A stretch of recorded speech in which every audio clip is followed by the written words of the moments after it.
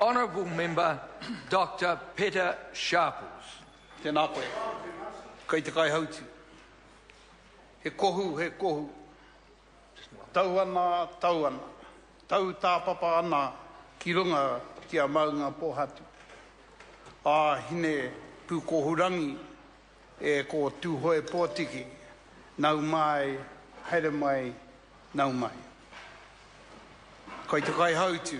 He honole tēnei māku te tū I tēnei rā. I aku rua wiki whakamutunga mōku I roti te whare paremata. Ki te tau toko ana tēnei kreme, tēnei kaupapa I tarane. Nā te roa te whawhai o ngai Tuhoe kia tai ki tēnei rangi. Me te kaha o te minita Finlayson ki te whakaoti tēnei kreme, ka hia wā, ka hui rātau I konei I ro Tuhoe hoki kia whakaoti ai te kremeni. Nā reira, kei konei tonu ahau mo tēnei wiki, mo te wiki e tū mai, ka taiga, puta, hoki atu ki ngā mokopuna. Nā reira, I tēnei rā, kei konei au. Ka rau I te tautoko ngā kōrero wini tana I tēnei rā. Ka rau I te tautoko tēnā kōrero. Ka are tēnā tangata e mōhi ana ki ngā hia o aua iwi. No rātau ahau. Kai te mōhi o kai te pai, ka are te mōhi o kai te noho pai, noho tahi, upokorehe, ngā tikahu unu, ngā tirua pani, rātau I te rā rohe. Ahakoa, ngā wehe ngā nei o ngā hapu, kai te noho whānau rātau, I lotu I te ngā here te moana a I reira. Nā reira, hari koa hau, kei konei ahau ki te tau toko I a koutou I tarane. Ko te tahi atu pātai, hea te take e wini tana, ka tatari koe mo tēnei rā, kāre koe I haere ki mua te komiti whiriwhiri Māori I te rā wā. Engari ka tatari mo tēnei rā whakamutunga kia tū whakapua kina o whakaaro mo tēnei. Kei te kōrero, kāre koe puta I mua I a rātau. Te he tarangi I tai koe I mua o te komiti. Te he tarangi.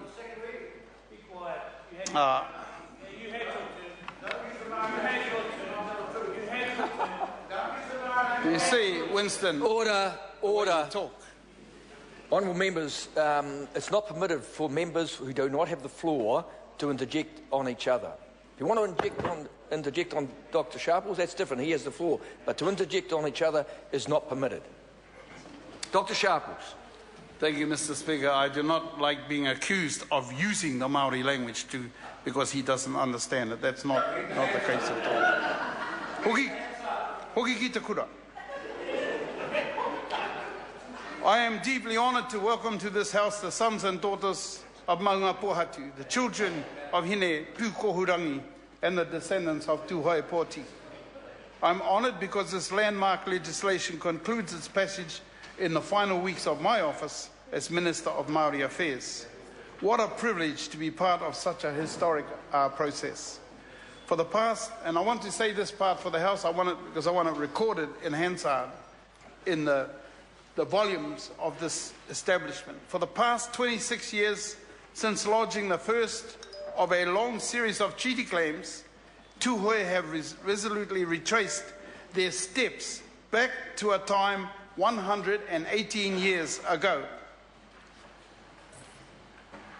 And this is the irony, Mr. Speaker, of today.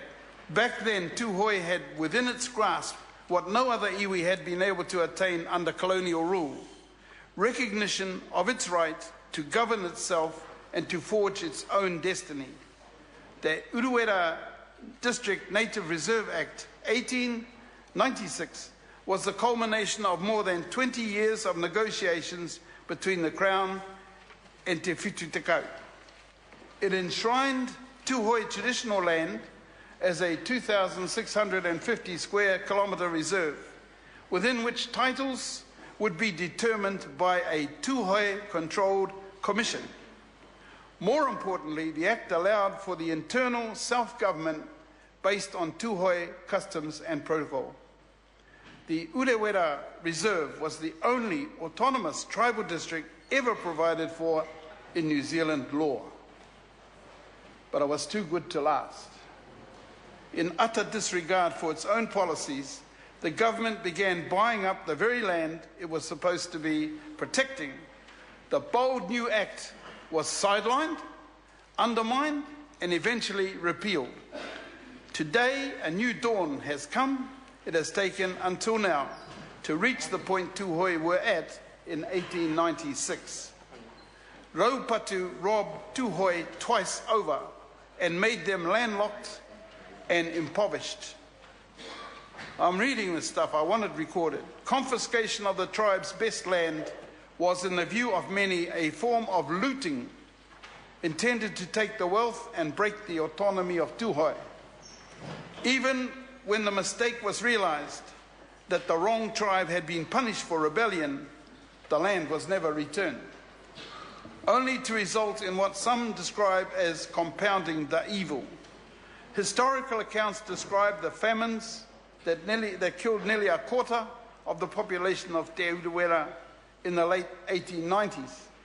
The legacy of confiscation and military rampages. The devastating revelations captured in 4 volumes of evidence by the Waitangi Tribunal is an illusion-shattering experience. Tātou mā, more than a catalogue of unjust acts by successive governments, the evidence reveals a calculated intent to destroy Tuhoe. Punishment of the most crippling and permanent kind. After confiscation came invasion. In joining Te Kooti, Tuhoe earned the full wrath of the colonial government. No part of their homeland was left unscathed. No part. Nonchalant inhumanity was standard fare. Scorched earth tactics, the execution of unarmed prisoners, and the killing of non-combatants was, as some describes, almost a sport. The commander of the government forces at the time, Colonel George Whitmore, put it plainly when he remarked, "Well, now I am going to punish them. They must be exterminated." The threat of starvation hung over Tuhoe for much of the early 20th century. It too was a brutal weapon in the government's arsenal that was used without hesitation. Whitmore again wrote that when his men were off duty, they roamed the country foraging, destroying crops and burning kāinga. At Lake Waikaremoana, the officer in charge of the expeditionary force gloated that his men had destroyed a quantity of potatoes that would have fed 1,000 men for 15 months. It's in the records. Whitmore and his troops were praised for their conspicuous courage. Only now, a century and a half later, does their conspicuous brutality come to light. I want these recorded. Mr. Speaker, a new dawn has arrived. This is a settlement to be celebrated. Firstly, the Crown's willingness to negotiate the unique environment to Urewera.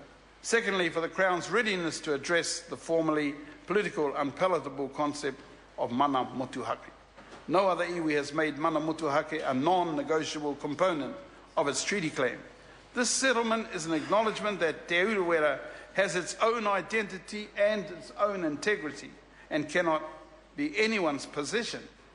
I quote lead negotiator Tāmati Kruger, who said, and I quote you, Tāmati, "My feeling is that the land was here first, so nobody owns it.